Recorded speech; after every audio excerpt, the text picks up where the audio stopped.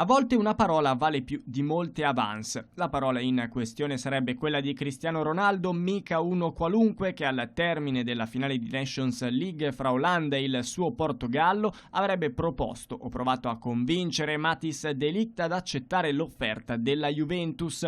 I bianconeri lo seguono da tempo e potrebbero avere bruciato la concorrenza di Barcellona e Paris Saint-Germain, che sul tavolo, per assicurarsi il gioiellino della mediana dell'Ajax, avevano messo molti milioni, più dei 70 proposti dalla Juventus, che però per l'appunto può contare sul fuoriclasse portoghese oltre che sui milioni di euro per cartellino ingaggio.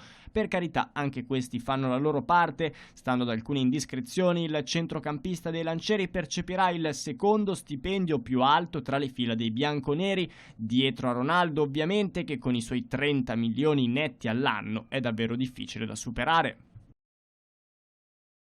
Dopo l'esordio in Coppa d'Africa contro la Tanzania, Koulibaly ha parlato del proprio futuro. Tutti parlano di me, ma io sto pensando al Senegal. Questo adesso è il mio obiettivo e voglio raggiungere qualcosa di grande con la mia nazionale. Questo quanto dichiarato dal difensore, che poi ha aggiunto: sono rilassato, voglio concentrarmi sulla Coppa d'Africa e poi tornare al Napoli e vedere cosa succede.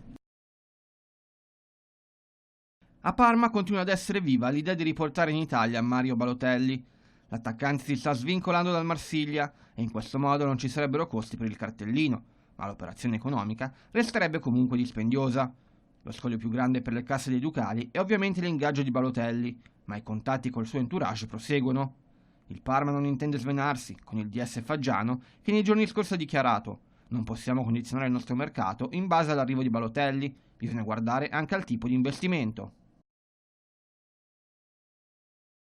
Meno di 2 mesi separano gli azzurri dell'Ital Rugby dal Cattolica Test Match a Riviera delle Palme di San Benedetto del Tronto contro la Russia, unica sfida premondiale in calendario davanti al pubblico di casa e in programma il prossimo 17 agosto.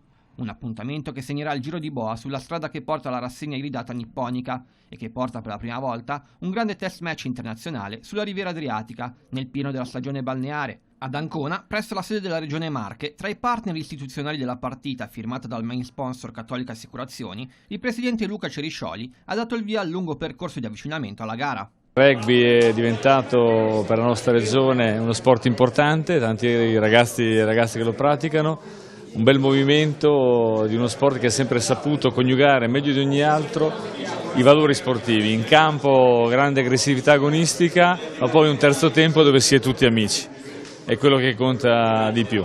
Poterlo fare con una manifestazione internazionale che accende un grande riflettore sulla nostra regione è per noi un grande piacere. Soddisfazione per la partnership con la FIR è stata espressa da Emanuela Vecchiet, direttore comunicazione e relazioni istituzionali di Cattolica Assicurazioni. Stiamo festeggiando praticamente il primo anno di questo matrimonio che ci accompagnerà nel tempo e quindi siamo felicissimi anche di essere qui oggi e accolti in una regione che veramente sta aprendo le porte al rugby, ma anche a noi. Il Cattolica Test Match porta il nostro nome e noi siamo felicissimi di vestire la maglia della nazionale, cioè di esserci e di vestire i nostri atleti, e quindi auguriamo il meglio per questo esordio marchigiano anche.